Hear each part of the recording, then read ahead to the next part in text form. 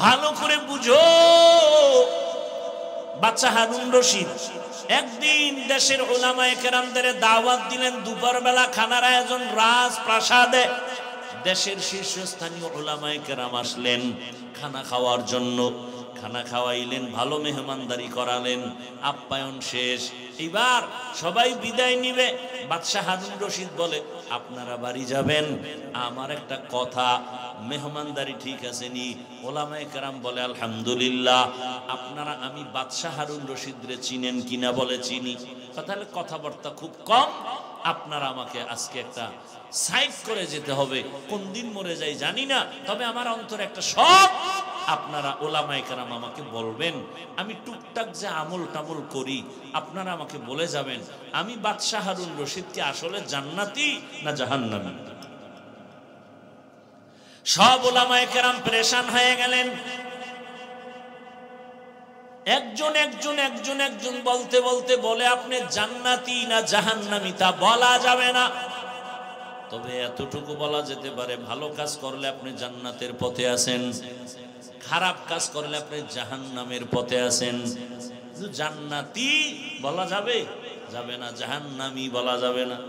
বাদশা মজাক করে বললেন, তো খাওয়াইয়া লাভ হইল কি হুজুর? একটা সাইড আমারে করতে না পারবো, ঠিক আছে আপনারা চলে যান, দোয়া করবেন। ওলামায়ে কেরাম বিদায় নিবেন। এই সময় মজলিসের পেছনে একটা বালক দাঁড়ায় গেল, অল্প বয়সের 9 বছরের বালক দাঁড়ায় গেল। দাঁড়ায় বলে, বাদশা জাহাপনা, আপনি যদি অনুমতি দেন জবাবটা আমি দিতে পারবো। আলেমদের মাথা গরম, আরে আমরা পারি না, আর এই অল্প বয়সের বাচ্চা কেমনে জবাব দিবে? বালকের ডাকা হলো, আসো। বাদশার সামনে দাঁড়ায় বলে, প্রশ্নটা কি? বলে, আমি জান্নাতি না জাহান্নামী? বলে, উত্তর দিবেন আপনি না আমি? কয় তুমি। তাহলে যেহেতু কিছু সময়ের জন্য আমি উত্তর দিব, বলেন প্রশ্ন করার থেকে উত্তর দিনেওয়ালার মর্যাদা কম না বেশি? বলে বেশি। তাহলে বেয়াদবি মাফ করে সিংহাসন থেকে আপনি নিচে আসেন, আমাকে জবাব দেওয়া পর্যন্ত সিংহাসনে বসায়া দেন। বাদশা হারুন রশিদ তো দুনিয়াদার না, জালেম না। ওলামায়ে কেরামের সামনে বলে, ঠিক আছে আমি নিচে নামলাম, তুমি আসো সিংহাসনে বসে জবাব দাও। এইবার বালক সিংহাসনে বসিয়া জবাব দেওয়ার আগে বলে, মাওলার এলেম যার কাছে আছে তার সম্মান তো এমনই হয়। এবার বালক ডাক দিয়ে কয়, বাদশা হারুন রশিদ আপনার প্রশ্নটা আবার করেন। বলে, আমি জান্নাতি না জাহান্নামী? এবার বালক বলে, বাদশা আমাকে একটা প্রশ্নের জবাব দেন, জীবনে আপনার এমন কোন ঘটনা ঘটছে কিনা যে আপনার সামনে সুন্দরী রূপসী মেয়ে দাঁড়ানো, অনেক সুন্দরী, কি আপনি চাইলেই গুনাহ করতে পারতেন, কিন্তু আমার আল্লাহর ভয়ের দিকে খেয়াল করে আপনি সেখানে গুনাহ করেন নাই, এমন কোন ঘটনা ঘটছেনি? এবার বাদশা কয়, একটা না অনেকগুলো ঘটনা। আমার সামনে সুন্দরী মেয়েরা, সুন্দরী রমণী, তার ব্যক্তিগত জরুরতে আসছে, রাষ্ট্রীয় কোনো জরুরতে আসছে, আমি আল্লাহর প্রতি ভয় প্রদর্শন করে আমি গুনাহ করি নাই, নিজেকে কন্ট্রোলে নিয়ে আসছি। বালক ডাক দিয়া কয়, যদি আপনার কথা সত্যই হয় আমি চ্যালেঞ্জ দিলাম, আপনি শুধু জান্নাতি না, আপনি বিনা হিসাবে জান্নাতি। ওলামায়ে কেরাম কয়, এটা কেমনে? এই বালক জবাব দাও। বালক ডাক দিয়ে বলে, আমার বাবার কথা না, দাদার কথা না, মন গড়া কথা না, আল্লাহর কোরআন হলো দলিল। বলে, আল্লাহর কোরআন দলিল মানি দাও। এবার বাচ্চা বালক আল্লাহর কোরআন থেকে দলিল দিয়া বলে, আল্লাহর ওয়াদা তুমি শোনো নাই, ওয়া আম্মা মান খাফা মাকামা রাব্বিহি ওয়া নাহান নাফসা আনিল হাওয়া ফাইন্নাল জান্নাতা হিয়াল মাওয়া। আল্লাহ ওয়াদা করেছেন আমার আদালতে দাঁড়াইয়া হিসাব দেওয়ার ভয় যারা দুনিয়াতে গুনাহ থেকে নিজেকে বাঁচাইয়া রাখবেন, আল্লাহ বলেন আমি তাকে বিনা হিসাবে জান্নাত দিব। ও আমার যুবক বাবারা, বৃদ্ধ বাবাজিরা, ও ব্যবসায়ী বাবারা, ও চাকরিজীবী বাবারা, পর্দার আড়ালের মা বোনেরা, একটু শুনেন। আমার আল্লাহ পাকের আদালতের এত ভয় কেন? আম্মা জান আয়েশা রাদিয়াল্লাহু আনহা বলেন, আমি একদিন তাকায় দেখি, প্রায় সময় নজর করি, দেখি আমার রহমতের নবী আমার হুজরায় বসে গুনগুন করে কান্না করে। আমি প্রায় দেখতাম নবী কান্না করেন গুনগুন করে। আমি ভয় পাইতাম না জানি আমার কোনো বেয়াদবি হয়ে গেল। আম্মাজান বলেন, আমি একদিন রহমতের নবীর পার্শ্বে গিয়া দাঁড়াইলাম। আরে আমি তো বয়সে অনেক ছোট, 6 বছর বয়সে রসুলের সাথে আমার বিবাহ, 9 বছর বয়সে রসুলের ঘরে আসছি। 18 বছর বয়স যখন হলো, আম্মাজানের থেকে রসুল বিদায় নিয়ে দুনিয়ার থেকে চলে গেলেন। মাত্র 9 বছর নবীর ঘর করলেন। আমার নবী ঘরে বসে কাঁদবেন, আর আমি আয়েশা ভয় পাই না জানি কোনো বেয়াদবি হয়ে গেল। নবীর পাশে গিয়া দাঁড়ালাম, ইয়া রাসূলুল্লাহ আপনি কেন কাঁদেন? আমি আয়েশার কোনো বেয়াদবি হয়ে গেল নাকি? রহমতের নবী বলেন, ও আয়েশা তোমার কেন বেয়াদবি হবে? বলে, আমার বয়স কম, রহমতের নবীর সাথে যদি বেয়াদবি হয় আমার জাহান্নাম ছাড়া উপায় নাই। নবী বলেন, আয়েশা তুমি কি জানো তোমার সাথে বিবাহের পয়গাম কে দিয়েছে জানো? আমি তোমাকে বিবাহ আমার বাবার কথাই করি নাই, তোমার বিবাহের সাথে আমার বন্ধন, তোমার পয়গাম দিয়েছেন ডাইরেক্ট আমার আল্লাহ। সামনে বাইতুল্লাহ, তাওয়াফ করতেছি, ডানে মহিলা, বামে মহিলা, সামনে পেছনে মহিলা, মাঝখানে বাইতুল্লাহ রেডি, আল্লাহ তাকানো আছেন, পরীক্ষা চলতেছে, কঠিন পরীক্ষা। চোখ খুললেই নারী, ডানে বামে শরীরের উপরে টাচ হচ্ছে, এখান থেকেই কামিয়াব হওয়া, চূড়ান্ত পরীক্ষা হলেই সে কামিয়াব। আর যে ফেল সে দুনিয়ায় ফেল, আখিরাতেও ফেল। পরীক্ষা চলছে, মন্দিরের দরজা খোলা, মসজিদের খোলা, ঢুকবা কই? ওয়াজের প্যান্ডেলের বয়ান চলছে, যাত্রার গানের প্যান্ডেল চলছে, কোন দিকে ঢুকবা? নিজের স্বাধীনতা দিয়ে দিলাম আমি আল্লাহ। কেন? পরীক্ষার হল। এজন্য আবার একদল আসছে বসছে, মোবাইল টোবাইল নেই, বয়ানও শুনতেছে, কিন্তু নফস তো বসে আছে, বারবার একটা আঘাত করবে। আর কত এই পুরান বয়ান তো আমরা আগেও শুনছি। আচ্ছা ঠিক আছে, চল বাহিরে একটু ঘুরে আসি, কেমন দোকানপাটের কি হালাত। বলে তো বয়ানের কি হবে? বয়ান সকালে এই যে মিডিয়া থেকে নিয়ে নিবি যদি প্রয়োজন হয়। এইভাবে ওয়াসওয়াসা দিয়ে এক দলকে মোনাজাতের আগে উঠে নিবে। এতগুলো মানুষ এক জায়গায় করে মা বাবার জন্য দোয়া করার ভাগ্য হয়েছে জীবনে, তাহলে আল্লাহ এই সুযোগ দিছেন, এটাকে অবহেলা করা মানে বঞ্চিতদের অন্তর্ভুক্ত। আল্লাহ সবাইকে কবুল করেন। আয়াত ও হাদিসের তরজমাটা বলি, তারপরে কিছু ব্যাখ্যা হবে। আল্লাহ বলেন, ওয়া আম্মা মান খাফা মাকাম রাব্বিহি ওয়া নাহান নাফসা আনিল হাওয়া ফাইন্নাল জান্নাতা হিয়াল মাওয়া। হাসরের ময়দানে আমার আদালতে দাঁড়াইয়া হিসাব দেওয়ার ভয়, জমিনে যে নিজেকে গুনাহ থেকে বাঁচাবেন, আল্লাহ বলেন আমি ওয়াদা করলাম তাকে বিনা হিসাবে জান্নাত দিব। রহমতের নবী বলেন, ইত্তাকিল মাহারিম তাকুন আবাদান নাস।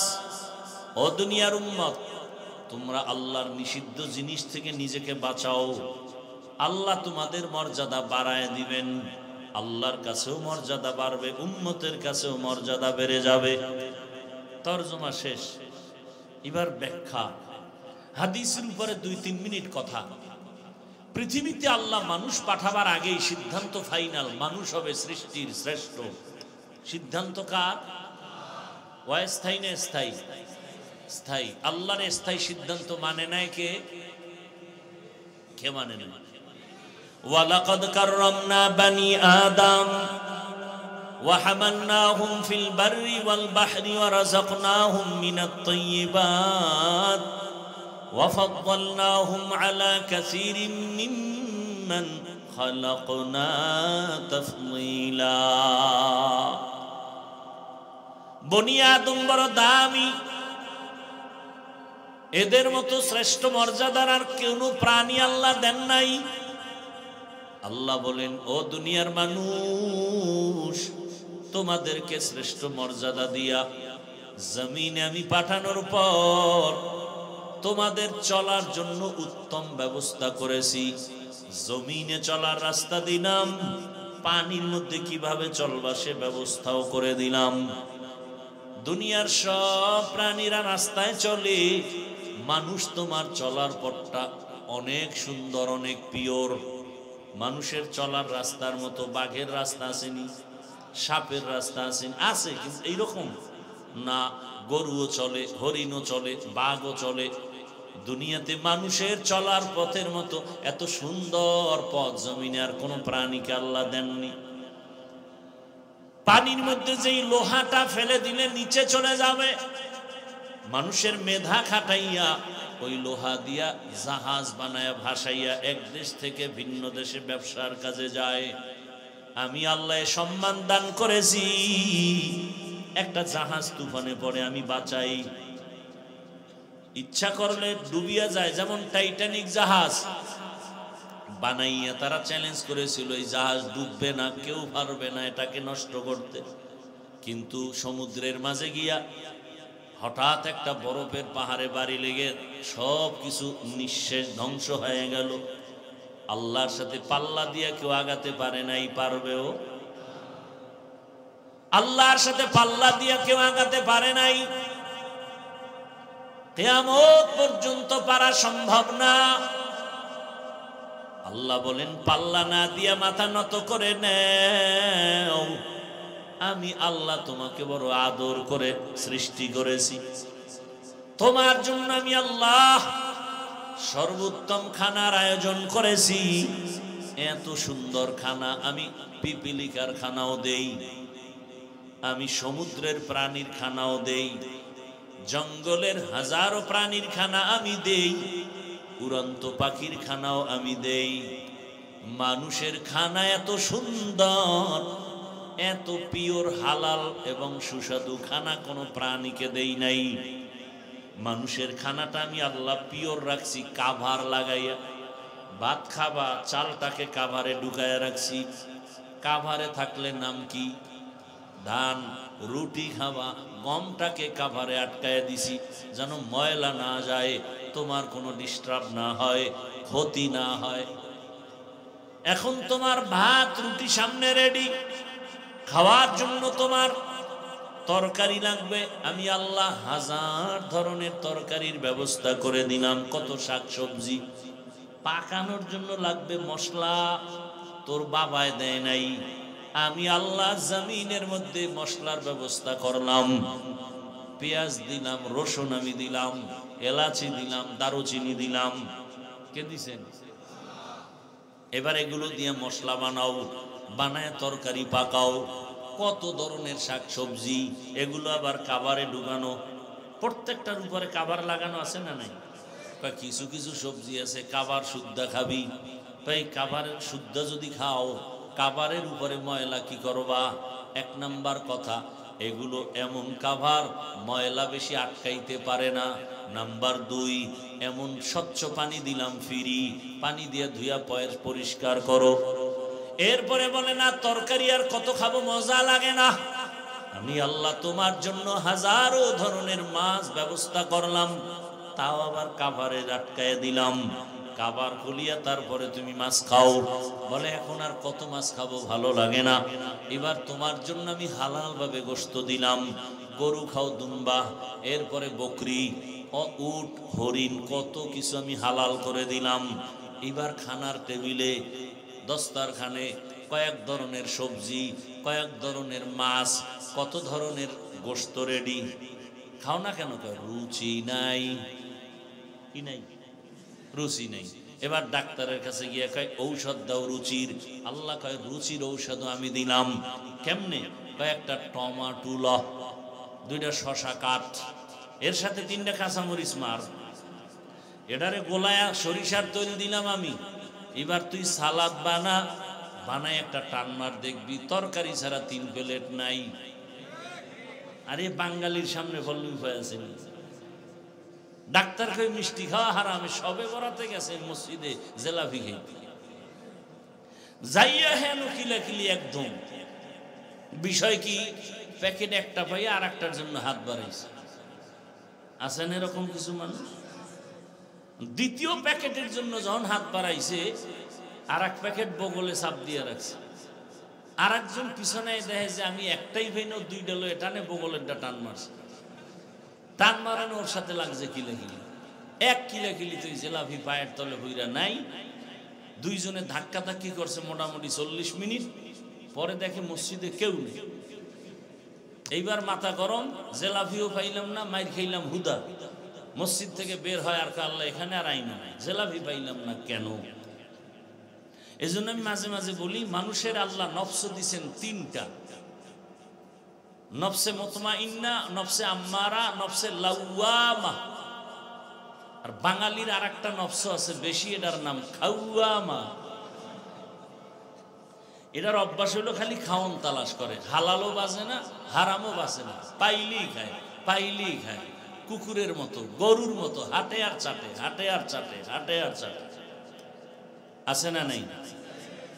আল্লাহ বলেন তোমার জন্য খানা দিলাম হালাল এবং পিওর।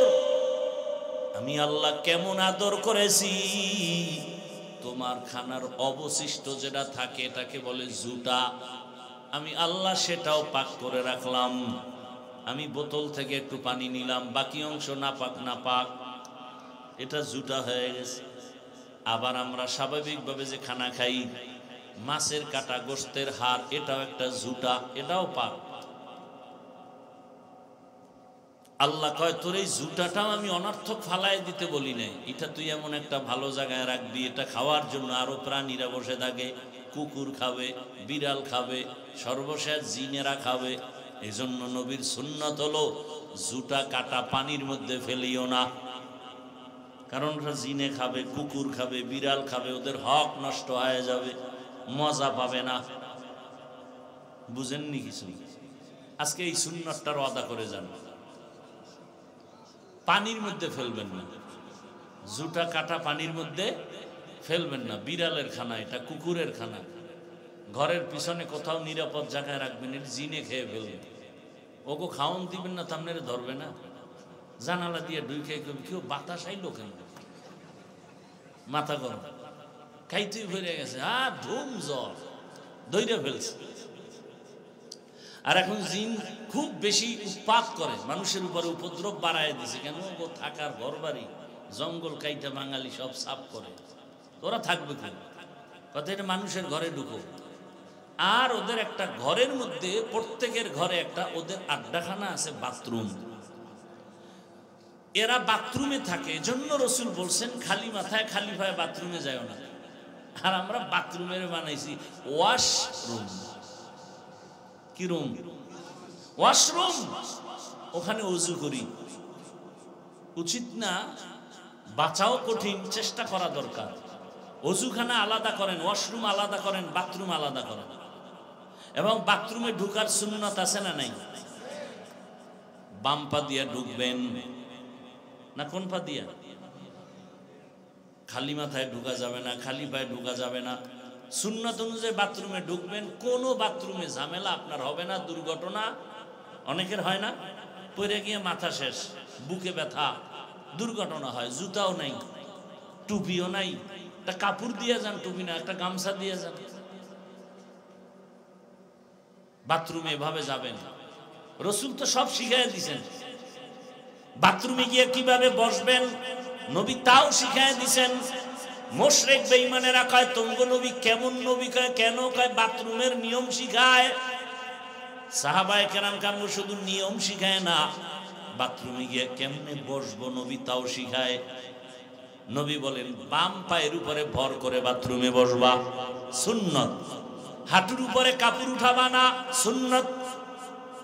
আর কাপড় যদি ঘরের ভিতরে ধুইয়া দৌড় দেয়, এটা উঠাবার টাইম নেই, কাইতেই হয়ে যাবে বাথরুমে। আর যেই খাওন খায় বাঙালি, বাথরুমের দরজা খোলার টাইম পায় না, এমার্জেন্সি নিম্নচাপ শুরু হয়ে যায়। আল্লাহ হেদায়াত দান করে। আর বিসমিল্লাহ তো নাই, ডান হাতে বাম হাতে হোমানে খায়। জিগাইলে আমগো আটকানোর জন্য বুদ্ধি লয়ে বয়ারিস, হুজুর এত ফতুয়া দেন কেন? ডান হাতও আল্লাহর, বাম হাতও আল্লাহ। কিছু ভদ্রলোকের আবার দেখি এরা ডান হাতে ভাত খায় ঠিক, বাম হাত দিয়ে আবার লবণ নেই, নেয়নি। বিষয় কি? বলে বাম হাত তো বাথরুমে ব্যবহার হয়, ওখানের একটা ফ্লেভার আলাদা আছে, যেমন লবণের সাথে একটু মিক্স করা হয়। আর কেমনে লজ্জা দিলে জাতি সোজা হবে আমার জানা না। আল্লাহ হেদায়াত দান করুন। হায় হায় হায়, কষ্ট হইতেছে আপনাদের। তো আল্লাহ মর্যাদা বাড়াইয়া তারপরে মানুষ বানাইলেন। কিন্তু এখানে হাদিস, যদি তুমি হারাম থেকে বাঁচো মর্যাদা বেড়ে যাবে। অন্য হাদিসে নবী বলেন আলিল্লাহ রাফাআহুল্লাহ, যদি বিনয়ী হয়ে চলো আল্লাহ তোমার মর্যাদা বাড়াবেন। আরে মানুষের মর্যাদা তো সৃষ্টির আগের থেকেই, আবার বাড়াবেন তার ব্যাখ্যা কি? বলে ব্যাখ্যা হলো, শুনো, তুমি যে মানুষের মধ্যে তোমার একদিকে মর্যাদা আলাদা কেন? তোমার ঈমান আছে, বেঈমানের সামনে তোমার মর্যাদা বেশি। ঈমান আছে ঠিক, কিন্তু মর্যাদা বাড়বে কেন? কয়েকবার তুমি আমল করো, যাদের আমল নাই তাদের সামনে তোমার মর্যাদা বেড়ে যাবে। আবার একদল ঈমান আছে, আমল আছে, তুমি ইখলাস নাই, ইখলাস নিয়ে চলো, তোমার মর্যাদা তাদের উপরে বেড়ে যাবে। ইখলাস আছে, তাকওয়া আছে, ঈমান আমল সব আছে, এবার মর্যাদা কিভাবে বাড়বে? বলে এখন তোমারে ভালোবাসে কয়জন মানুষ? ফেসবুকের ফলোয়ার দেখ, 500 ফলোয়ার, এটি আমার সবে কুরের বন্ধু। একজনে বলছে না, কে তোর বন্ধু জানুনি? তুমি যাকে ভালোবাসো সে তোমার বন্ধু না, তোমাকে যে ভালোবাসে সে তোমার বন্ধু। তোমাকে যে ভালোবাসে সে তোমার আসল বন্ধু, তুমি যাকে ভালোবাসো সে তোমার আসল না, বরং সে তোমার দুশ্মন। স্বার্থে আঘাত লাগলেই ছুরি রেডি। এখন বাংলাদেশের নোংরামি কেমন? মানুষ মারার জন্য দুশ্মন লাগে না, নিজের আপন বন্ধুই রেডি। আল্লাহ হেদায়াত দান করুন। ভাইরা আমার, তোমাকে এখন 500 লোক ভালোবাসে, বিনয়ী হয়ে চলো, হারাম থেকে বাঁচো, তাকওয়ার উপরে চলো, ভালোবাসা মানুষের বেড়ে যাবে। বলে কেমন? এক পর্যায়ে দেখবা গোটা দেশের আমার মুমিন ভাইরা এই পরিমাণ ভালোবাসবে, আরো বাড়বে নিকা, হ্যাঁ আরো বাড়বে। এক পর্যায়ে দেখবা বিনয়ী হয়ে যখন চলবা, আমার আল্লাহকে নিয়ে যখন চলবা, তখন দেখবা শুধু মুমিন না, বেঈমানেরাও তোমাদের ভালোবাসা শুরু করবে। শুধু তাই না, আরো যদি আল্লাহর কাছে প্রিয় হতে পারো, দেখবা এক সময় শুধু মানুষ না, ভিন্ন প্রাণীও তোমাকে মোহাব্বত করবে। মোহাব্বত করলে দেখবা বাঘ তোমার কথা শুনে, হরিণ তোমার কথা শুনে, দুনিয়ার অন্য প্রাণী তোমার কথা শুনে। এরকম নজিরে জমিনে আছে না নাই? আল্লাহর ওলি বাঘের গিয়া কয়, বাঘ এখানে আমরা বসবাস করব, তুই তোর গন্তব্যে চলে যা। বলতে দেরি, বাঘ তার বাচ্চা কাঁধে নিয়ে পাহাড়ের মধ্যে যাইতে দেরি হয় নাই। নদীর মধ্যে পানি নাই, কি নাই? পানি নাই। এলাকার লোক গিয়ে কয় নদী শুকনা, বহুদিন ধরে পানি নাই। আল্লাহর বান্দা, প্রিয় বান্দা চিঠি লেখা কয় এটা নদীর মধ্যে ফেলে দাও। যখন নদীর মধ্যে চিঠি দেওয়া হয়, সাথে সাথে শুকনা নদীর মধ্যে জোয়ার শুরু হয়ে গেল। আরো আস্তে করে বলেন, খেয়াল করছেন নি কথাটা? কি শুকনা নদীতে চিঠি লেখছে, পানির জোয়ার, এটা কেমন গাঞ্জাখুরি কথা। এখন একজন এই কামটা ঘটাইছে কে ঘটাইল? পরে একজনে কয় তাবলিগের এক মুরব্বী, কয় এ তো কঠিন কাফের হয়ে গেছে। না না না না, তাবলিগ না। কয় কে? চরমনায়ের একজন ব্যক্তি। কয় ও তো ডবল কাফের। কথা না হেউ না, কে কয় দেওবন্দি একজন, কয় ট্রিপল কাফের, কথা তেও না, কয় কে, কয় খোঁজ, খুঁজতে খুঁজতে খুঁজতে খুঁজতে খুঁজতে খুঁজতে ইতিহাস ঘাটতে ঘাটতে গিয়ে দেখে এই কাজ কেউ ঘটায় নাই, যিনি ঘটাইছেন রহমতের নবীর সাহাবী হযরতে ওমর। এবার কাফের কব, ওমরের কাফের বলো। কাদেরে কুদরতু দারি বরকামাল আনতা রব্বি আনতা হাসবি জুল জালাল তুহি কাদের জলিলুল্লাহ জাহাদার বাহর হালে তুহি মেরা নেগাহদার। আর একটু সামনে আগাবো না কষ্ট হবে আপনাদের? হাদিসের উপরে কিছু কথা বললাম, চলেন আয়াত। ওয়া আম্মা মান খাফা মাকামা রাব্বিহি ওয়া নাহান নাফসা আনিল হাওয়া ফাইন্নাল জান্নাতা হিয়াল মাওয়া।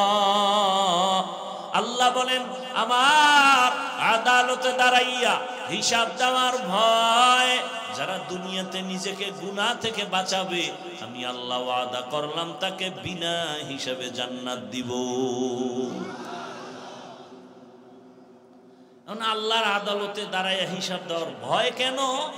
এবার বুঝার দরকার আল্লাহর আদালত বলতে কি এবং সেটা কেমন, কিভাবে হবে, আল্লাহর আদালতটা কেন হবে।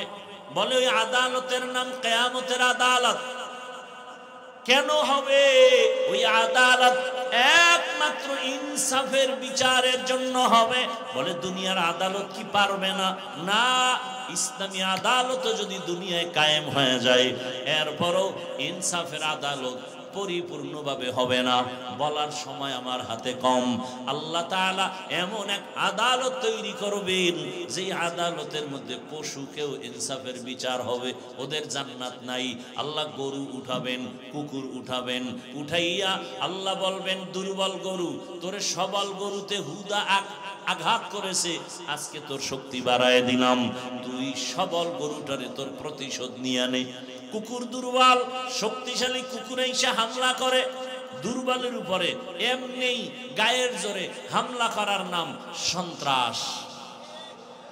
দুর্বলের উপরে গায়ের জোরে সবলদের হামলার নাম সন্ত্রাস। যারা করে তারা সন্ত্রাসী।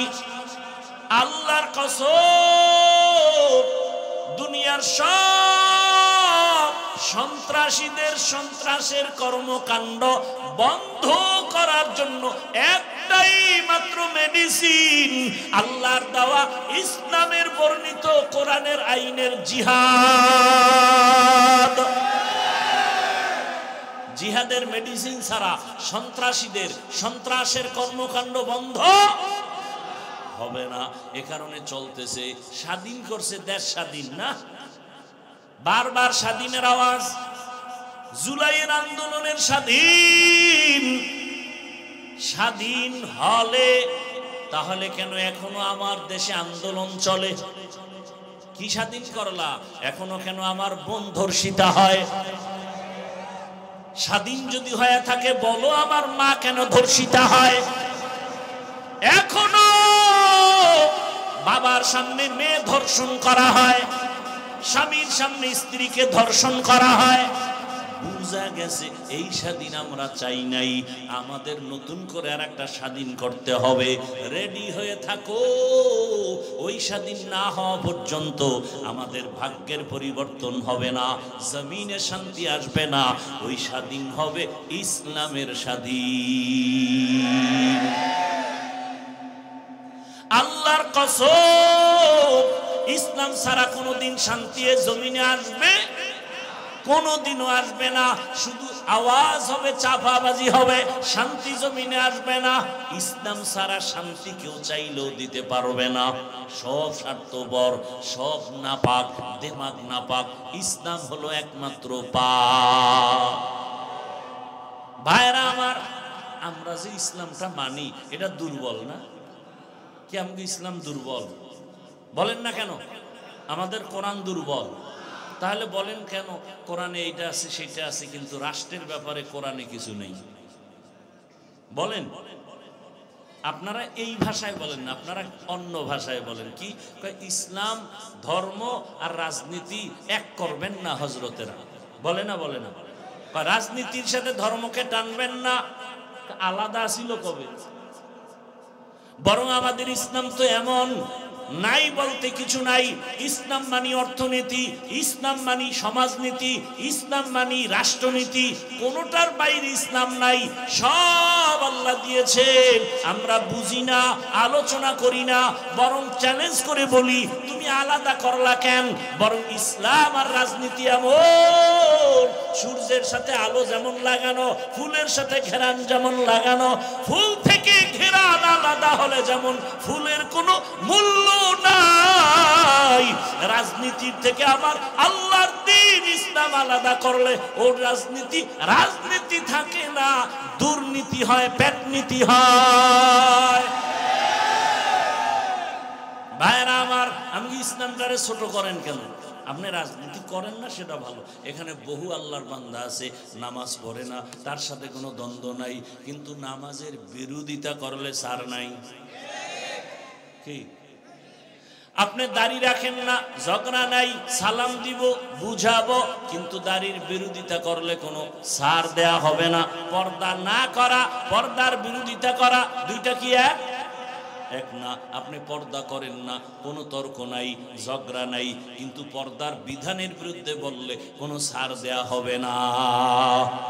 ভাইরা আমার, তো আল্লাহ পাক রব্বুল আলামিনের আদালত, ইনসাফের আদালত, আল্লাহ তাআলা ইনসাফের বিচার করবেন, যেখানে বিন্দু থেকে বিন্দু কোনো বেইনসাফি হবে না। তবে সে আদালত হবে বড় ভয়ঙ্কর আদালত। যেই আদালতের কথা স্মরণ করে আবু বকর কান্না করেন, ওমর কান্না করেন, রহমতের নবী পর্যন্ত কান্না করেন। আল্লাহর আযাবের ভয়, আল্লাহর আদালতে দাঁড়ানোর ভয় বড় কঠিন। এমন ভয়ঙ্কর আদালত হবে হাসরের ময়দানে, ইনসাফের বিচারের জন্য নবীও কান্না করেন। আল্লাহর আদালতে আমার উম্মতের উপায় কি হবে? আবু বকর নামাজে দাঁড়ায় কান্না করেন, হাসরের ময়দানে আল্লাহর আদালতে কেমন করে দাঁড়াবো, এই ভয়। বাদশা হারুন রশিদের নাম শুনছেন না? বলেন তো তার স্ত্রীর নাম কি? মাশাআল্লাহ, জুবায়দা খাতুন। একজন রাষ্ট্র পরিচালক, অন্যদিকে সে কিন্তু মসজিদের ইমাম। বাদশা হারুন রশিদ শুধু দুনিয়ার বাদশা না, আখিরাতের লাইনও আগানো। প্রমাণ তার স্ত্রী কত বড় দিনদার। পর্দার আড়ালের আম্মা জানেরা, বোনেরা, ভালো করে শুনেন। ওই বাদশা হারুন রশিদের স্ত্রী জুবায়দা খাতুন, তিনি ছিলেন কোরআনের হাফেজা। তার কাজের লোক ছিল 100 নারী, সমস্ত কাজের নারীরাও কোরআনের হাফেজা। আরো আস্তে করে বলেন, কাজের নারীরা। সুবহানাল্লাহ। জুবায়দা চিন্তা করলেন, আল্লাহ আমাকে নিয়ামত দিছেন, আরে এত বড় বাদশা হারুন রশিদ, তার ঘরের স্ত্রী জুবায়দার পাওয়ার কত, এরপর আল্লাহর কি ভয়। হরকে দারত খৌফে হকদার দিল মাদাম, জান্নাতুল মাওয়া দেহাত ও রামাকাম। রামগদা সে একটু কমিশনার হইলে আরে পাওয়া পুরা উল্টায় ফেলায় জমিন দেবে, ঠিক নি? আপনাকে উত্তরবঙ্গে মাঝে মাঝে দেখি ওয়াজের স্টেজে বক্তব্য, মহিলা কি কমিশনার না মেম্বার কোরআনের প্যান্ডেলে বক্তব্য দেয় জাতির সামনে। এটা কি রাজনীতির প্যান্ডেল? বলেন, সহজ কথা বলেন। আমাদের ওয়াজের প্যান্ডেল এগুলো কি রাজনীতির স্টেজ? তো রাজনীতির বক্তাদের নাম কেন আর বক্তব্য কেন? ওয়াজের প্যান্ডেলে যদি রাজনীতির নেতা বক্তব্য দিয়ে ভোট চায়, তাহলে আলেম ওলামা কোরআন হাতে নিয়ে রাজনীতির ওয়াজ করবে কঠিন ভাবে। নিজের বেলায় কুরু কুরু, আমগো বেলায় মাকরু, বদমাস। আল্লাহ হেদায়াত দান করুন। কয় ভাই আপনার দাওয়াত, আলহামদুলিল্লাহ। কয় আপনার বাড়ি? কয় নাউজুবিল্লাহ। মসজিদে ঢুইকা ভোট চায়, আর ইমাম সাহেব যদি ইসলামের লাইনে কোনো দল করে তাই উপরে বিপদ। এটা কোন স্বৈরাচারী আচরণ? আবার জীবন ভর ডাউলের পানি আটার রুটি খাইয়া কোরআন হাদিস শিখলাম, কষ্ট করলাম। কি পরিমাণ কষ্টের কোনো ভাষা নাই। এত পরিমাণ কষ্ট করছি। কোরআন হাদিসের কি আছে, কয়টা আয়াত, কয়টা অক্ষর, কয়টা নক্তা, কয়টা জের, কয়টা জবর, কোরআনের বিধান কিরকম, কি কি আল্লাহ পাক এই মাসআলা বয়ান করছেন, বিধান কিভাবে দিয়েছেন, কোন বিধান কিভাবে অবতীর্ণ হয়েছে, এর মেয়াদ কি, কোন আয়াতের হুকুম এখনো জারি আছে, কোন আয়াতের হুকুম জারি নাই, আল্লাহ পাক রব্বুল আলামিন পরিবারের কি কি আয়াত দিয়েছেন, সংসারের আয়াতগুলো কি কি, যাকাতের উপরে, অর্থনীতির উপরে আয়াতগুলো কি কি, সবগুলো ঘেটে ঘেটে তাফসীরের লাইনে, ফিকহের লাইনে, মাসআলাগত গ্রামারের লাইনে পড়তে পড়তে পড়তে পড়তে ওলামায়ে কেরাম জীবন শেষ। মানুষকে বয়ানে বসলেই একটা বেয়াদব, বেনামাজি, সুদখোর সে এসে ডিরেকশন দেয়, বয়ানটা এমন করেন। এ সোজা হয়ে যেত। আপনারা যদি আবার পাবলিক দাঁড়ায় কইতেন হুজুরের সাথে বেয়াদবি চলবে না, একটা আওয়াজ দিতেন সব বেয়াদব সাইজ হয়ে যেত। আলেম কোরআন হাদিসের বয়ান করবে, এখানে ডিরেকশন কি আবার?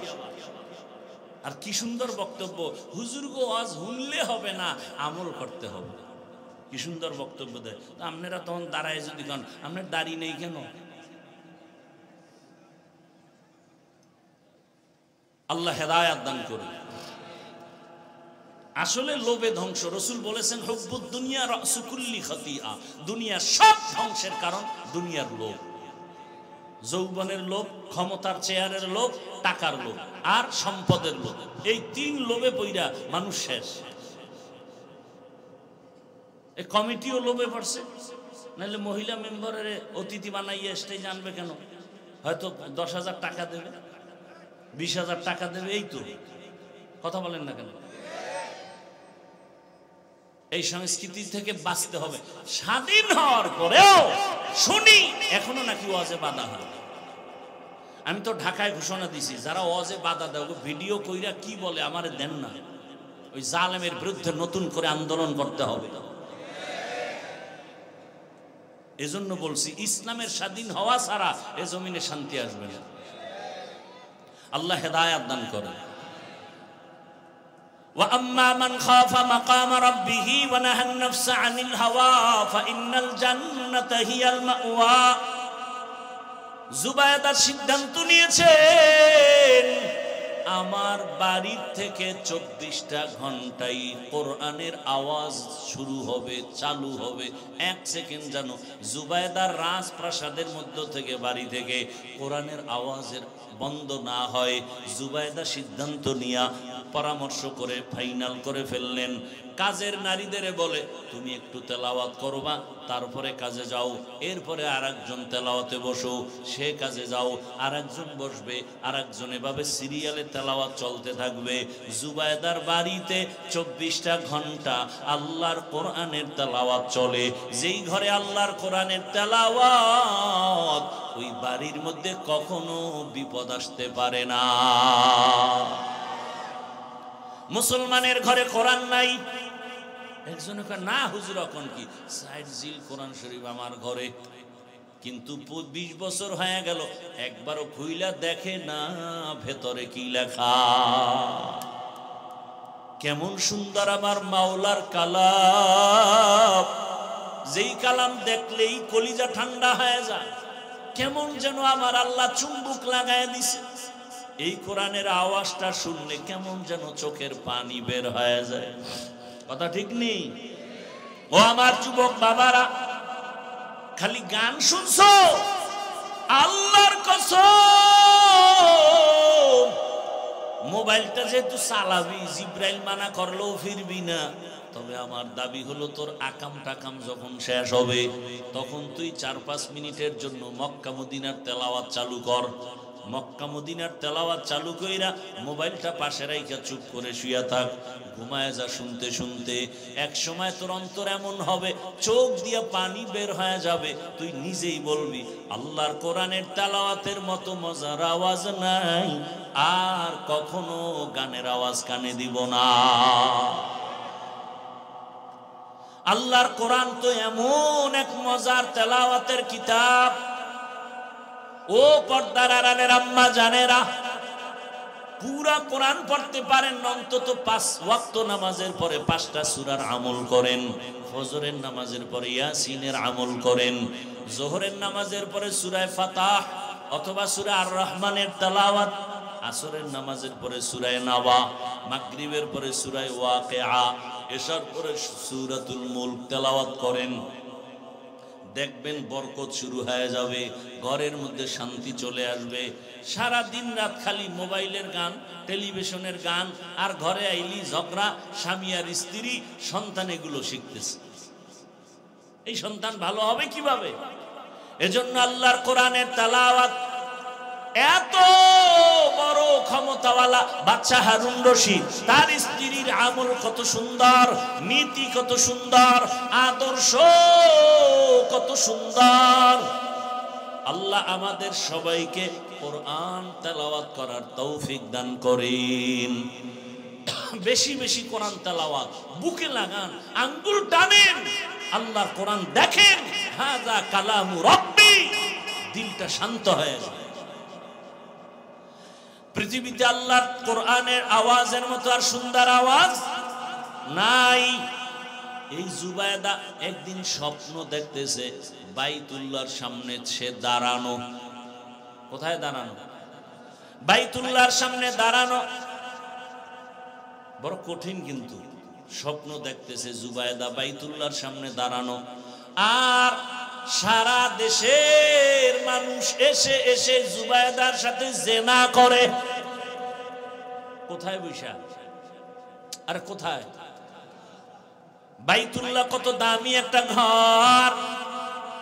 ইন্না আউওয়ালা বাইতিন উযিআ লিন-নাস লাল্লাযী বিবাক্কাতা মুবারাকান ওয়া হুদা মুবারাকান ওয়া হুদাল লিল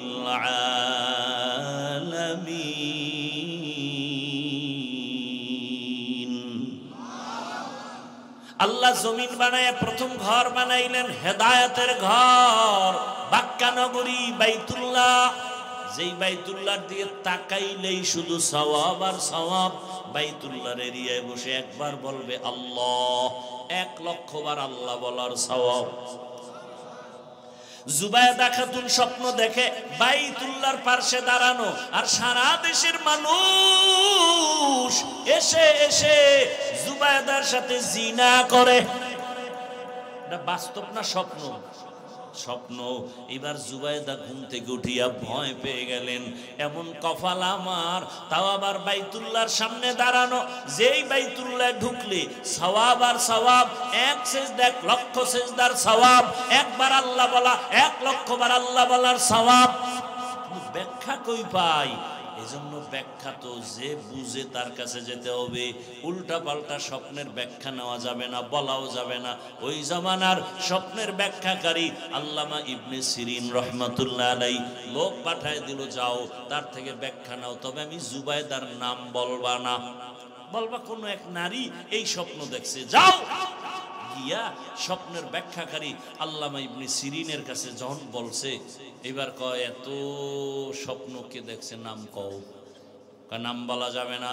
কয় ভাগো, ব্যাখ্যা দেওয়াও যাবে না, কারণ ব্যক্তি হিসাবে ব্যাখ্যা হবে।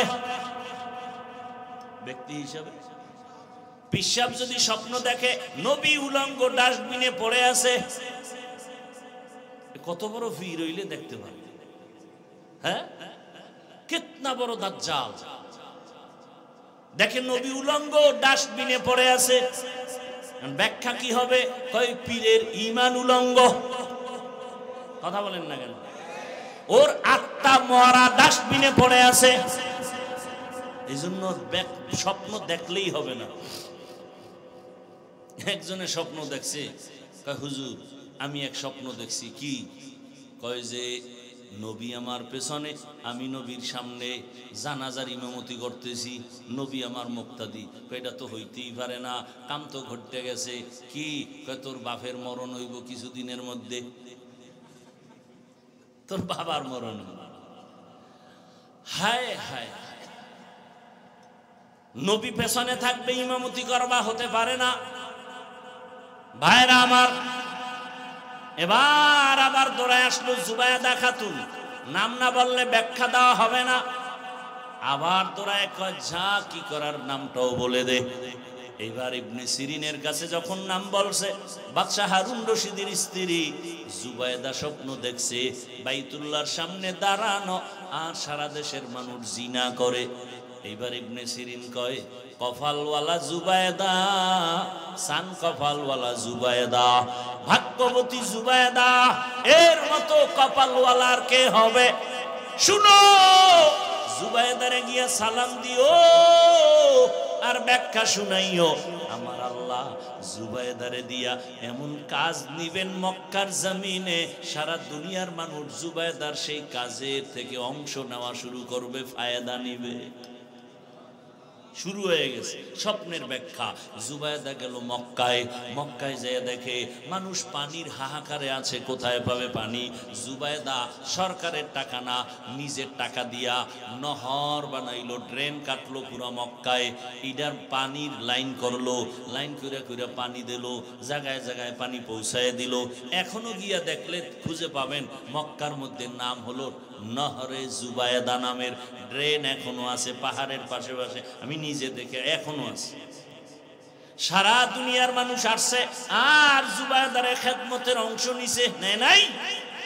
স্বপ্ন কি, ব্যাখ্যা কি, চিন্তা করতে পারেন? বড় কঠিন হালাত না। আপনি গাঞ্জাখোর যদি দেখেন তাহলে কাজ হবে না, তাহলে কপাল খারাপ। ভাইরা আমার, সেই স্ত্রী জুবায়দা, তার স্বামী কত বড় আল্লাহর ওলি। আমি আমার আয়াতের উপরে ঘটনাটা টানতেছি, আর একটু সামনে আগাবো। বাদশাহ হারুন রশিদ সে আবার বড় আল্লাহওয়ালা। একদিন ওজির আজম নিয়ে রাস্তা দিয়া যায়, দুপুর বেলা দেখে রাস্তার পাশে এক বুড়া ফলের গাছ লাগাইতেছে। এই বাদশাহ হারুন রশিদ, এই বুড়া তোমার বয়স কত? কয় মরণের কাছাকাছি। কয় তুমি কষ্ট করে কি করো? কয় ফলের গাছ লাগাই। ফল হবে কবে? কয় জানে কে? কত কষ্ট করো কেন? কয় বাদশাহ আমগো বাপ দাদায় গাছ রোপণ করেছে, ফল হয়েছে, আমরা খেয়েছি, এটাই তো নিয়ম। আমরা আবার গাছ লাগায় যাবো, আমগো প্রজন্ম যারা ওরা গাছের ফল নিবে। বাদশাহ এত সুন্দর একটা জবাব দিছে, 1000 দিনার তারে পুরস্কার দিছে। বুড়াও সেই বুড়া, এমন বুড়া হয় কয় মানুষে গাছ লাগায় ফল পায় 1 বছর পর, আর আমি লাগাইতে না লাগাইতে নগদ ফল পেয়ে গেলাম। জাগাত নগদ ফল পাইছি 1000। বাদশাহ খুশি হয়ে কয় নি আরো 1000 দিনার।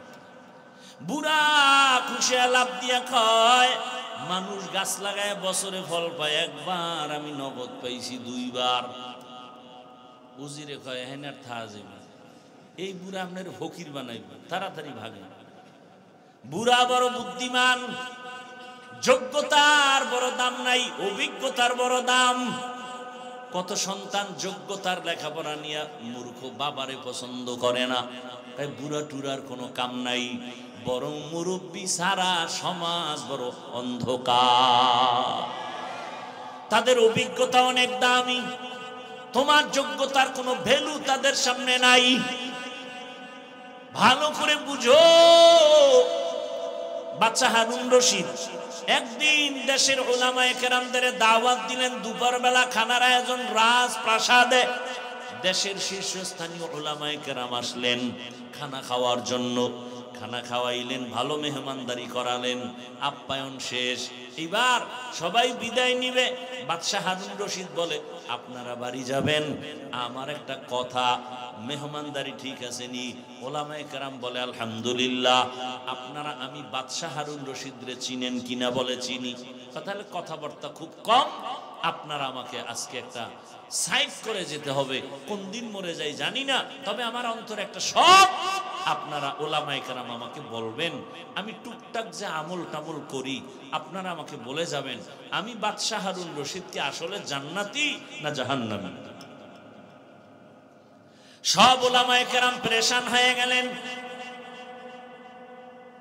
একজন একজন একজন একজন বলতে বলতে বলে, আপনি জান্নাতি না জাহান্নামী তা বলা যাবে না, তবে এতটুকু বলা যেতে পারে, ভালো কাজ করলে আপনি জান্নাতের পথে আছেন, খারাপ কাজ করলে আপনি জাহান্নামের পথে আছেন। জান্নাতি বলা যাবে যাবে না, জাহান্নামী বলা যাবে না। বাদশাহ মজাক করে বললেন, তো খাওয়াইয়া লাভ হইল কি হুজুর গো? এটা সাইড আমারে করতে না পারলে ঠিক আছে, আপনারা চলে যান, দোয়া করবেন। ওলামায়ে কেরাম বিদায় নিবেন। এই সময় মজলিসের পেছনে একটা বালক দাঁড়ায় গেল, অল্প বয়সের 9 বছরের বালক দাঁড়ায় গেল। দাঁড়ায় বলে, বাদশাহ জাহাপনা, আপনি যদি অনুমতি দেন জবাবটা আমি দিতে পারবো। আলেমদের মাথা গরম, আরে আমরা পারি না, আর এই অল্প বয়সের বাচ্চা কেমনে জবাব দিবে?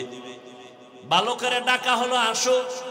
বাদশার সামনে দাঁড়ায় বলে, প্রশ্নটা কি? বলে, আমি জান্নাতি না জাহান্নামী? বলে, উত্তর দিবেন আপনি না আমি? কয় তুমি। তাহলে যেহেতু কিছু সময়ের জন্য আমি উত্তর দিব, বলেন প্রশ্ন করার থেকে উত্তর দিনেওয়ালার মর্যাদা কম না বেশি? বলে বেশি। তাহলে বেয়াদবি মাফ করে সিংহাসন থেকে আপনি নিচে আসেন, আমাকে জবাব দেওয়া পর্যন্ত সিংহাসনে বসায় দেন। বাদশাহ হারুন রশিদ তো দুনিয়াদার না, জালেম না। ওলামায়ে কেরামের সামনে বলে, ঠিক আছে আমি নিচে নামলাম, তুমি আসো সিংহাসনে বসে জবাব দাও। এইবার বালক সিংহাসনে বসিয়া জবাব দেওয়ার আগে বলে, মাওলার এলেম যার কাছে আছে তার সম্মান তো এমনই হয়। কোরআন ও হাদিসের এলেম যাদের কাছে আছে তাদের সম্মান এমনই হয়। ইলমেরা এজাজ করদান বেহিসাব, খলকেরা দাদান জবাবে বাসওয়াব, হক না দারদ দোস্তে খলকা জারেরা, মিস্তে ই খসলত একে দিনদারেরা। বালক বলে, ইলম থাকলে তো সম্মান এমনই হয়। তাকাইয়া দেখো, একটা ছোট বাচ্চা কোরআনের হাফেজ, কত সম্মান। নামাজের ইমামতি তারাবিতে দাঁড়ায় গেছে, কোটিপতি পেছনে তার কথায় উঠে আর বসে। সম্মানকে দিছেন। হ্যাঁ, এক সম্মান আমার আল্লাহ দেয়, আর এক সম্মান আমগো সোনার বাংলায় টাকায় পাওয়া যায়, পাইব না? আপনারাও হাদিয়া খাওয়ার জন্য বসে আছেন ভোটের আগের রাত, তাহাজ্জুদের সময় বরকতের টাইম, টাকার বস্তা চলে আসবে আর বলবেন, খোদার কসম ভোট তো তোমার এই দিনু। এক ভোট 6 জায়গায় পেয়েছে, টাকা খায় 6 জায়গার থেকে, কেমন হারামখোর। আর এ কয় হুজুর গো দোয়া কবুল হয় না। চিন্তা করছেন? ভোটের আগে যারা টাকা খাইবা, তোমরা টাকা না খাইয়া বাথরুমে গিয়া 10 গ্রাম পায়খানা খাইও, বাজারে গিয়া হালাল সাবান দিয়া কুলি করবা, গন্ধ থাকবে না। কিন্তু এই হারাম খাইয়া যারা মরবা, জাহান্নামের আগুন ছাড়া গন্ধ যাবে না। আল্লাহ হেদায়েত দান করেন। কেমনে বুঝাবো? এই প্যান্ডেল থেকে বাইর হওয়ার পরেই যে সোরায় বিড়ি টানবে, এর হেদায়েত তো জায়গায় শুরু হয়ে গেছে। আল্লাহ হেদায়েত দান করুন। ভাইরা আমার, আল্লাহ তাআলা সম্মান যেটা দেয় এটা স্থায়ী। মানুষ যারা টাকা দিয়া কিনে, ওই সম্মান প্রথমে পায় ফুলের মালা, ফাইনালে জুতার মালা। जिंदगी में बंदगी तू करना है, जिंदगी में बंदगी तू करना है, जिंदगी बे बंदगी शर्मिंदा है, जिंदगी बे बंदगी शर्मिंदा है। दुनिया में हो दुनिया का तलबगार न हो, बाजार से गुजर हो खरीदार न हो। ये दुनिया एक मिसल कागज फूल है, ये दुनिया एक मिसल कागज फूल है, जिंदगी में बंदगी तू करना है, जिंदगी बे बंदगी शर्मिंदा है, जिंदगी बे बंदगी शर्मिंदा है। जिंदगी में बंदगी कौन बंदगी, बंदगी बे जिंदगी शर्मिंदगी। আপনাদের ঘুম আসতেছে? আমি তো জানি বাঙালি রাতে ঘুমায় না, মোবাইলের হক আদায় করে রাত কাটায়, এরা ঘুমাবে সকালবেলা। অতএব আজকের একটু সময় দিয়ে দোয়া করে যাওয়া যাবে না? আল্লাহ সবাইকে কবুল করেন। বাদশাহ বসে আছে নিচে, বালক এলেমের ফজিলত বয়ান করতেছে, সুযোগ পাইলেই বয়ান। আল্লাহর কোরআনের ইলম বড় দামি, আল্লাহর দ্বীনের ইলমের বড় দাম। আল্লাহ তাআলা জিরো থেকে হিরো বানায় দেয়। ও বাবা, আল্লাহ তাআলা তো সম্মান দান করেছেন। ও বাড়িওয়ালা বাড়ি পড়ে আছে, বাড়িওয়ালা নাই। আজকে বাড়ি বানাইয়াও আরামে ঘুমানোর কোনো সুযোগ নাই। আল্লাহ তাআলা কত মানুষ পেরেশানিতে, টাকা আছে, বাড়ি আছে, শান্তি নাই। কিন্তু যাদের কাছে আল্লাহর দ্বীন আছে, এদের টাকা নাই, বাড়ি নাই, কিন্তু শান্তির কোনো অভাব নাই। এ শান্তি কে দিছেন? ইলমের বদৌলতে দান করেছেন। ও আমার কলিজার যুবক, তুমি স্কুলে পড়ো, কলেজে পড়ো, চাকরি করো, ব্যবসা করো, ডাক্তার হও, ইঞ্জিনিয়ার, প্রফেসর হও, তবে আমার আল্লাহর কোরআনটা সিনায় লাগাও। আল্লাহর কোরআন লাগায় দেখবা তুমি স্কুলে পড়লেও সম্মান বেড়ে যাবে। আমাদের সমাজে বহু ডাক্তার আছে, 5 ওয়াক্ত নামাজি নাই। তাহলে কেন বলবো ডাক্তার হওয়া খারাপ? ইঞ্জিনিয়ার হয়েও 5 বেলার নামাজ পড়ে, উলামায়ে কেরামের সাথে কলিজার সাথে সম্পর্ক, তাহলে আমি কেন বলবো ইঞ্জিনিয়ার হওয়া খারাপ? ভাইরা আমার, ইলমের ফজিলত বড় দামি। আল্লাহর কোরআন, আমি জামা পরেছি, কাপড় বড় দামি, কিন্তু নরমাল কাপড় যেটা টেইলার ফালায়া দেয়, ওটারে সুন্দর করে দুইয়া সেলাই করে কোরআনের সাথে লাগায় দিছে, গিলাপ বানাইছে, দাম বেড়ে গেছে। এই যে কাঠের চেয়ার, কত দাম, কিন্তু এর উপরে পাও লাগায়, কোনো খবর নাই। কিন্তু সামান্য একটা নরমাল কাঠ দিয়ে কোরআনের রেহাল বানায় দিছে, বড় দাম বেড়ে গেছে। আপনাদের এলাকায় বহু ঘর বিল্ডিং আছে, একটা বিল্ডিং এর ওই পরিমাণ দাম নাই। কোরআনওয়ালাই মাদ্রাসার ঘরের যেই দাম, আল্লাহর দেয়া সম্মান চোখের সামনে দেখতেছেন, বুঝেন না কেন? কেন কোরআন পড়েন না? কেন কোরআনওয়ালাদের সাথে সম্পর্ক তৈরি করেন না? আল্লাহর কোরআনের সাথে সম্পর্ক রাখেন, কোরআনওয়ালাদের সাথে সম্পর্ক রাখবেন, দেখবেন আপনার দুনিয়া তো কামাই রুজি, ব্যবসায় বরকত বেড়ে যাবে। আল্লাহ তৌফিক দান করেন। এবার বালক ডাক দিয়ে কয়, বাদশাহ হারুন রশিদ, আপনার প্রশ্নটা আবার করেন। বলে, আমি জান্নাতি না জাহান্নামী? এবার বালক বলে, বাদশাহ আমাকে একটা প্রশ্নের জবাব দেন। জীবনে আপনার এমন কোনো ঘটনা ঘটছে কিনা যে আপনার সামনে সুন্দরী, রূপসী মেয়ে দাঁড়ানো অনেক সুন্দরী, আপনি চাইলেই গুনাহ করতে পারতেন, কিন্তু আমার আল্লাহর ভয়ের দিকে খেয়াল করে আপনি সেখানে গুনাহ করেন নাই, এমন কোনো ঘটনা ঘটছেনি। এবার বাদশা কয় একটা না অনেকগুলো ঘটনা। আমার সামনে সুন্দরী মেয়েরা, সুন্দরী রমণী তার ব্যক্তিগত জরুরতে আসছে, রাষ্ট্রীয় কোনো জরুরতে আসছে, আমি আল্লাহর প্রতি ভয় প্রদর্শন করে আমি গুনাহ করি নাই, নিজেকে কন্ট্রোলে নিয়ে আসছি। বালক ডাক দিয়া কয়, যদি আপনার কথা সত্যই হয় আমি চ্যালেঞ্জ দিলাম, আপনি শুধু জান্নাতি না, আপনি বিনা হিসাবে জান্নাতি। ওলামায়ে কেরাম কয় এটা কেমনে? এই বালক জবাব দাও। বালক ডাক দিয়ে বলে, আমার বাবার কথা না, দাদার কথা না, মন গড়া কথা না, আল্লাহর কোরআন হলো দলিল। বলে আল্লাহর কোরআন দলিল মানে দাও। এবার বাচ্চা বালক আল্লাহর কোরআন থেকে দলিল দিয়ে বলে, আল্লাহর ওয়াদা তুমি শোনো নাই, ওয়া আম্মা মান খাফা মাকামা রাব্বিহি ওয়া নাহান নাফসা আনিল হাওয়া ফাইন্নাল জান্নাতা হিয়াল মাওয়া। আল্লাহ ওয়াদা করেছেন আমার আদালতে দাঁড়াইয়া হিসাব দেওয়ার ভয় যারা দুনিয়াতে গুনাহ থেকে নিজেকে বাঁচাইয়া রাখবেন, আল্লাহ বলেন আমি তাকে বিনা হিসাবে জান্নাত দিব।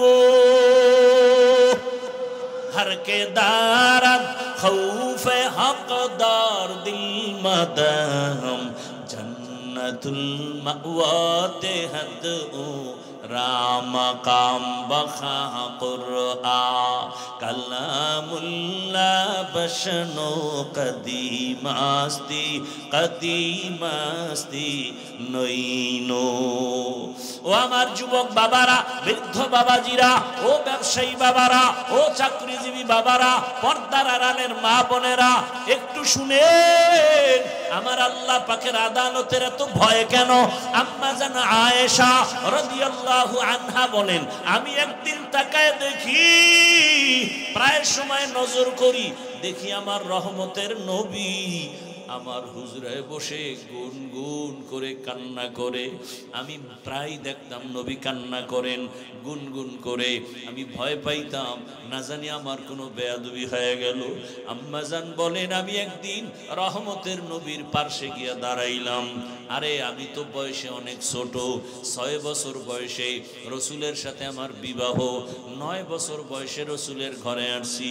18 বছর বয়স যখন হলো, আম্মাজানের থেকে রসুল বিদায় নিয়ে দুনিয়ার থেকে চলে গেলেন। মাত্র 9 বছর নবীর ঘর করলেন। আমার নবী ঘরে বসে কাঁদবেন, আর আমি আয়েশা ভয় পাই না জানি কোনো বেয়াদবি হয়ে গেল। নবীর পাশে গিয়া দাঁড়ালাম, ইয়া রাসূলুল্লাহ আপনি কেন কাঁদেন? আমি আয়েশার কোনো বেয়াদবি হয়ে গেল নাকি? রহমতের নবী বলেন, ও আয়েশা তোমার কেন বেয়াদবি হবে? বলে আমার বয়স কম, রহমতের নবীর সাথে যদি বেয়াদবি হয় আমার জাহান্নাম ছাড়া উপায় নাই। নবী বলেন, আয়েশা তুমি কি জানো তোমার সাথে বিবাহের পয়গাম কে দিয়েছে জানো? আমি তোমাকে বিবাহ আমার বাবার কথাই করি নাই, তোমার বিবাহের সাথে আমার বন্ধন, তোমার পয়গাম দিয়েছেন ডাইরেক্ট আমার আল্লাহ। তুমি বেয়াদবি করবা, আল্লাহ তো এমন ব্যক্তির ব্যাপারে পয়গাম দিবে না। তবে নবী আপনি কাঁদেন কেন? রহমতের নবী বলেন, আয়েশা আমার জীবনের একটা ইতিহাস বড় কঠিন, তুমি জানো না। আমার জীবনে 2টা কথা বেশি বেশি মনে পড়ে গেলে, 2টা কথা আমার মনে পড়লে আমি বেশি বেশি কান্না করি। ইয়া রাসূলুল্লাহ আপনার সে 2টা কথা কি? বলে, আয়েশা তুমি জানো না আমার জীবনের একটা বেশি অংশ চলে গেছে, তুমি আমার শেষ অংশে চলে আসছো। ওই বেশি অংশটা আমার কান্নার ইতিহাস, আমার না খাওয়ার ইতিহাস, আমার উপরে জুলুম অত্যাচারের ইতিহাস, আমার বংশের ভেতরে চতুর্মুখী দুশ্মন, আমি দুনিয়াতে আইসা একবার বাবার চেহারাও দেখতে পারি নাই, বাবা বলে ডাক দিতে পারি নাই। 6 বছরে আমি মা হারিয়েছি, 8 বছরে আমার বাপ দাদাও চলে গেল। আমার জীবনে এমন অবস্থা, ডানেও দুশ্মন, বামেও দুশ্মন, পেছনে দুশ্মন, চতুর্মুখী দুশ্মন, আমার হাঁটার পথে কাটা, আমারে চতুর্মুখীভাবে অত্যাচার, আমাকে রাতের বেলা চায় মেরে ফেলবে, আমার বাড়ির চতুর্পার্শ্বে ঘেরাও দিয়া দুশ্মন হাজির হয়ে গেল। ও আয়েশা, ওই সময় আমার টাকা নাই, আমি অত বড় অসহায়, এমন এক হালাত। ওই সময় আমার একমাত্র দুনিয়া দারুল আসবাব হিসাবে আল্লাহ আমাকে 2টা ছায়ার ব্যবস্থা করলেন। আমার জীবনের এক বড় ছায়া আমার চাচা আবু তালিব, আর একটা ছায়া আমার সহধর্মিনী খাদিজা রাদিয়াল্লাহু আনহা। ছিল সে আরবের বড় ধনী নারী। ও পর্দার আড়ালের আম্মা জানেরা, আপনারাও তো খাদিজা রাদিয়াল্লাহু আনহার মতোই তো দেখতে নারী। আপনারা যদিও খাদিজা না, আল্লাহ তাআলা আপনাদের এত মর্যাদা দান করলেন। নবীজি যেই সময় দুনিয়াতে আসছেন, নারী ছিল সমাজের বড় অবহেলিত, নারী পছন্দ করে না। বাবা তার কন্যাকে গলা টিপে মেরে ফেলে, কন্যা পছন্দ করে না। নবী বলেন, ও আয়েশা, আমার ওই কঠিন সময়, আমার অসহায়ত্বের অবস্থার ভিতরে খাদিজা আরবের বড় ধনী সম্পদওয়ালা আমার ঘরে যখন আসছে, 2 স্বামী বিদায়ের পরে আমি একাধিক সন্তানের মা হওয়ার পরে খাদিজা আমার ঘরে আসছে। আমার অবস্থা দেখিয়া খাদিজা তার সব সম্পদ আমি রহমতের নবীরে হাদিয়া দিয়ে দিছে, আমি এগুলো দান করে দিলাম। এমন অবস্থা আমি না খায়া কষ্ট করি। আরে আমাকে ওই আমার বংশের দুশ্মনেরা একটানা 3টা বছর শিয়াবে আবু তালিবের মধ্যে গৃহবন্দী করে রাখলো। পাহাড়ের পাদদেশে পানি দেয় না, খানা দেয় না, এমন এক হালাত আমার জীবনের। আমি গাছের পাতা ছিঁড়ে ছিঁড়ে চাবায়া চাবায়া খাই, পেটের ক্ষুধা নিবারণ করি। আমার কষ্ট শেয়ার করতে গিয়া আমার বিবি খাদিজা আমার কাছে আইসা সেও পাতা চাবায় খায়। তার টাকা পয়সা থাকার পরেও আমার মুহাব্বতে ঘরে যায় না, এত কষ্টের জীবন কাটাইলো। আমি হেরা গুহার ভেতরে সপ্তাহ ধ্যানে কাটাইতাম, মাঝে মাঝে নাস্তা নিয়ে যাইতাম, মাঝে মাঝে নাস্তা শেষ আমি ঘরে আসি না, আমি আমার মাওলার মুহাব্বতের বন্ধনে সাধনা করি। আমার বিবি খাদিজা মহিলা হইয়া ওই পাহাড় বেয়ে উপরে উঠিয়া আমার হেরা গুহার মধ্যে নাস্তা নিয়ে যাইতো। আমি কালেমার দাওয়াত দিতে যাই, আমি রাতের যত গভীর হোক ঘরের কিনারায় আইসা সালাম দিতাম, আসসালামু আলাইকুম ইয়া আহলাল বাইত। সাথে সাথে ঘরের ভেতর থেকে আওয়াজ, লাব্বাইক ওয়া সাদাইকা ইয়া রাসূলুল্লাহ। আমি আশ্চর্য হয়ে যাইতাম, ও খাদিজা আপনি কি ঘুমান না? খাদিজা বলেন, ইয়া রাসূলুল্লাহ, আমি জানি আপনার মা নাই, বাবাও নাই, আপনার চতুর্মুখী দুশ্মন। আজকে যদি আপনার মা থাকতেন, আপনাকে বাহিরে রেখে মা ঘুমাইতে পারতেন না। আমি খাদিজা বড় ভয়, 2 জন স্বামী বিদায়ের পরে আপনার ঘরে আসলাম, একাধিক সন্তানের মা হয়ে আসছি। রহমতের নবী, আমি যদি ঘুমায় যাই আর আপনি দরওয়াজায় এসে যদি কষ্ট পান, আমার খাদিজার জাহান্নাম ছাড়া কোনো পথ নাই। আমি নবী, আপনি যতক্ষণ আসেন না আমি দাঁড়া অপেক্ষা করি, 1 সেকেন্ডের জন্য আমি বিছানায় ঘুম যাই না। ও আয়েশা, এত কষ্টের জীবন, ওই খাদিজা আমার চতুর্মুখী সহযোগিতার জন্য দাঁড়ানো, আমার জীবনের সান্ত্বনার একমাত্র পাত্রী খাদিজা। যখন আমার হাতে কেউ কালেমা পড়ে না, ঈমান আনে না, আমার প্রথম ঈমানওয়ালা কালেমাওয়ালা আমার হাতে প্রথম ব্যক্তি আমার খাদিজা। ওই তায়েফের জমিনে কালেমার দাওয়াত দিতে যখন গিয়েছি, ওই তায়েফের বেঈমানেরা বাচ্চাদের বলে দিল মক্কার পাগল আর সে পাথর মেরে তাড়ায়া দাও। মক্কার পাগল বলে যখন আমাকে বাচ্চাগুলো পাথর মারে বৃষ্টির মতো, ও আয়েশা জানো আমার শরীরে মশা পড়ে না হারাম, মাছি পড়ে না হারাম, কিন্তু তাইফের জমিনে পাথরের আঘাত আমার শরীর থেকে রক্ত পড়ে পড়ে জুতা পর্যন্ত আটকাইয়া গেছে। আমি কান্না করি আর এক কদম দু কদম দিয়া মক্কার দিকে হাঁটি, আর ওই কাফের সন্তানগুলো আমার গায়ে পাথর মারে বৃষ্টির মতো। জিবরাইল আমিন এসে হাজির হয়ে গেল। আল্লাহ জানায় দিছে আমার রসুলের কান্না আমি আল্লাহ বরদাস্ত করতে পারি না। নবীকে বলো এখন তায়েফের জমিন উল্টায় ধ্বংস করে দাও। কেমন মায়ার নবী!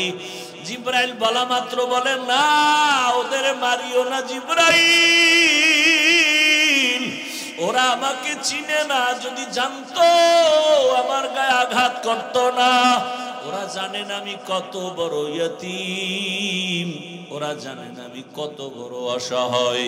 আমি মা হারাইলাম, বাপ হারাইলাম, আমার আপন আল্লাহ ছাড়া কেউ নাই।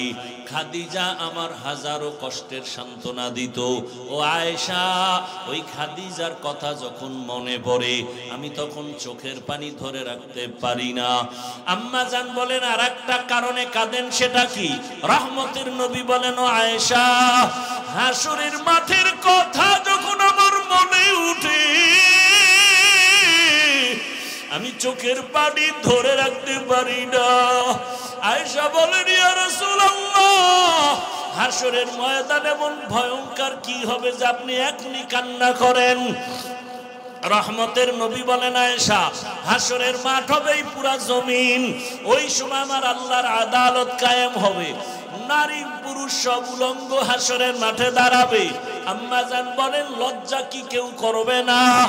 আল্লাহর নবী বলেন ও আয়েশা, হাসরের ময়দান এত পরিমাণ কঠিন হবে কেউ কারো দিকে তাকানোর পর্যন্ত হুঁশ হবে না।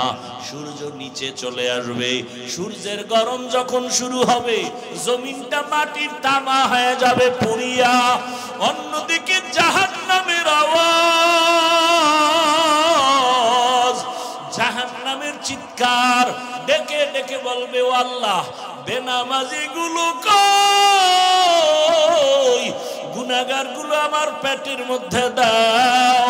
আল্লাহ বলবে না, জাহান্নাম অপেক্ষা কর, বিচার শেষ করিয়া নেই। নবী কান্না করে আর বলে আয়েশা, জাহান্নামের আওয়াজের ভয়ে হাসরের ময়দানটা থরথর করে কেঁপে উঠবে। অন্যদিকে আমার মাওলাও বেজার, আল্লাহ রাগ হয়ে একটা আওয়াজ দিবেন, কুদরতি আওয়াজ, লিমানিল মুলকুল ইয়াউম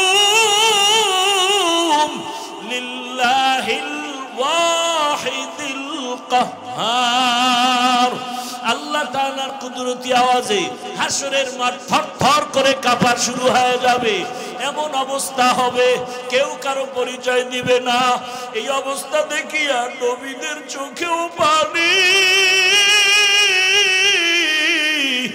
আদম নবীও সিজদায় পড়ে কাঁদবেন, মুসা নবী কান্না শুরু করবেন আর বলবেন ও মালিক আমার উপায় কি? সূর্যের গরম, জাহান্নামের গরম, আমার আল্লাহ বড় রাগ। এমন অবস্থায় নবী বলেন আয়েশা, ইব্রাহিম নবীও কান্না, নূহ নবীর কান্না, ঈসা নবীর কান্না, মুসা নবীর কান্না। আম্মা জান বলেন নবী উম্মতের উপায় কি? আল্লাহর নবী বলেন উম্মতেরা আদম নবীর কাছে যাবে, ফেরত চলে আসবে, মুসা নবীর কাছে যাবে, ফেরত চলে আসবে, সর্বশেষ এরা খুঁজবে আখিরি নবী কই, এরা আমাকে তালাশ করতে থাকবে। ও নবী আপনি তখন কোথায় থাকবেন? নবী বলেন আমি তখন আমার মাওলার সামনে মাকামে মাহমুদে।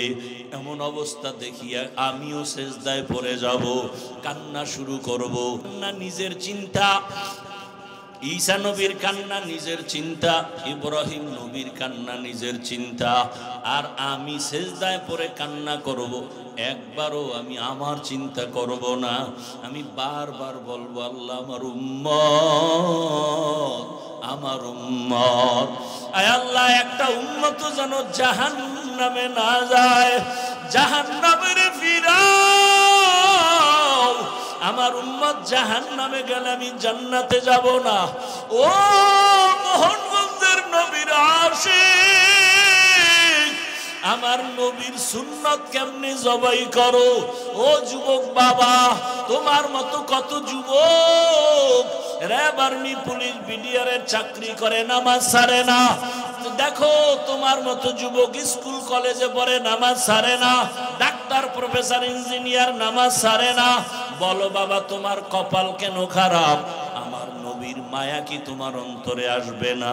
কেন তুমি দাড়ি কাটো, নামাজ ছাড়ো? আমার মাওলার আদালতের ভয় কি নাই? ও পর্দার আড়ালের মা বোনেরা, কয়দিন দুনিয়াতে বাঁচবেন? আপনার মতো কত মা এখনো আছে বেপর্দায়, চলে না, নামাজ ছাড়ে না, মোবাইলে সময় নষ্ট করে না। আম্মা জানেরা, বোনেরা, আপনারা কেন পারবেন না? এখনো সময় আছে, আল্লাহর কাছে তওবা করেন। হাসরের ময়দানের ভয় অন্তরে জমা করিয়া আল্লাহকে বলেন মনে মনে, হে আল্লাহ, জীবনে কত বেপরদায় চললাম, আজকে থেকে বেপরদায় চলবো না, নামাজ ছাড়বো না, স্বামীর মাল খেয়ানত করব না, মোবাইলে সময় নষ্ট করব না। ও যুবক বাবা, পায়ে হাত রেখে বলি, আমার মাওলার কোরআন মিথ্যা মনে করিও না। আল্লাহর আযাব বড় কঠিন, এখনো সময় আছে, তওবা করো। আল্লাহকে বলো, হে আল্লাহ, জীবনে কত নামাজ ছাড়লাম, দাড়ি কাটলাম, বেপরদায় চললাম, কত চোখের গুনাহ, হাতের গুনাহ করলাম, আজকে থেকে তওবা করলাম, আর নামাজ ছাড়বো না, দাড়ি কাটবো না, বেপরদায় চলবো না। মা বাবার দোয়া নিয়া, শিক্ষকের দোয়া নিয়া, ওলামায়ে কেরামের পরামর্শ নিয়া, মায়ার নবীর আদর্শ মেনে জীবনটা চালাবো। ও আল্লাহর বান্দারা, তওবা করো। মায়ার নবী যদি কাঁদেন, উম্মতের চিন্তায় কাঁদেন। ও নবীর আশিক, আল্লাহর নবী বলেন, ও আয়েশা, আমার কান্না দেখা সাথে সাথে আমার আল্লাহ বলবেন, রহমতের নবী আপনি মাথা উঁচু করেন, আপনি কান্না করিয়েন না, আপনার উম্মতগুলো ধরে ধরে বাছাই করে করে জান্নাতের দিকে নিয়ে যান। আম্মা জানকে নবী বলেন, আমি মাথা উঁচু করিয়া আমার উম্মতগুলো ধরে ধরে জান্নাতের পথের দিকে নেওয়া শুরু করব। নবীকে প্রশ্ন করেন আম্মা জান, ইয়া রাসূলুল্লাহ, কোটি কোটি কোটি মানুষের ভেতরে মুসা নবীর উম্মত, ঈসা নবীর উম্মত, ইব্রাহিম নবীর উম্মত, আপনার উম্মতগুলো কিভাবে চিনবেন? নবী বলেন, ও আয়েশা, আরে যারা আমার উম্মত আসল দুনিয়াতে 5 ওয়াক্ত নামাজ আদায় করেছে ওযু বানাইয়া, হাসরের ময়দানে ওযুর জায়গাগুলো নূরের আলোতে ঝলমল করতে থাকবে। আমি ধরে ধরে হাউজে কাউসারের কিনারায় নিয়া আমি নিজে পেয়ালা ভরে ভরে আমার মোহাব্বতের উম্মতের হাউজে কাউসারের শরবত দিব, আমার উম্মত পান করবে। ও আল্লাহর বান্দারা, ওই হাউজে কাউসারের পানি আমার মায়ার নবীর সুপারিশ যদি পেতে চাও, পায়ে হাত রেখে বলবো, এখনো সময় আছে, তওবা করো। ওরে জীবনের শখ মিটাইয়া গুনাহ তো কম করো নাই, নামাজ তো কম ছাড়ো নাই, দাড়ি তো কম কাটো নাই, বেপরদায় আড্ডা তো কম দাও নাই, আর কত দেখো না, লাশ আর লাশ, পানির নিচে যুবকের লাশ, ঘরের বিছানায় যুবকের লাশ, গাড়ির নিচে যুবকের লাশ। তওবা করো খাঁটি অন্তরে, আর জীবন চলে গেল, নামাজ ছাড়বা না, বেপরদায় চলবা না, মা বাবার দোয়া নিয়া, ওলামায়ে কেরাম শিক্ষকদের পরামর্শ দোয়া নিয়া নবীর তরিকা মেনে চলবা। তওবা করার মতো যদি নিয়ত হয়, মুনাফিকি অন্তরে যদি না থাকে, খাঁটি তওবার নিয়ত যাদের আছে, দুটো হাত আল্লাহকে দেখাইয়া দাও। আয় আল্লাহ, হাতগুলো কবুল করে নেন, তওবা কবুল করে নেন, তওবার উপরে মজবুত হইয়া চলার মতো তৌফিক দান করেন, আমিন। আলহামদুলিল্লাহি রাব্বিল আলামিন, ওয়াসসালাতু ওয়াসসালামু আলা সাইয়্যিদিল আমবিয়াই ওয়াল মুরসালিন ওয়া আলা আলিহি ওয়া আসহাবিহি আজমাইন। ইয়া আরহামার রাহিমিন, ইয়া আরহামার রাহিমিন, ইয়া আরহামার রাহিমিন। رب ارحمهما كما ربياني صغيرا اللهم إنك عفو كريم تحب العفو فاعف عنا اللهم إنا نسألك رضاك والجنة ونعوذ بك من سخطك والنار اللهم إنا نعوذ بك من البرص والجنون والجذام وسيء الأسقام اللهم ارحمني بترك المعاصي اللهم ارحمني بترك المعاصي اللهم ارحمني بترك المعاصي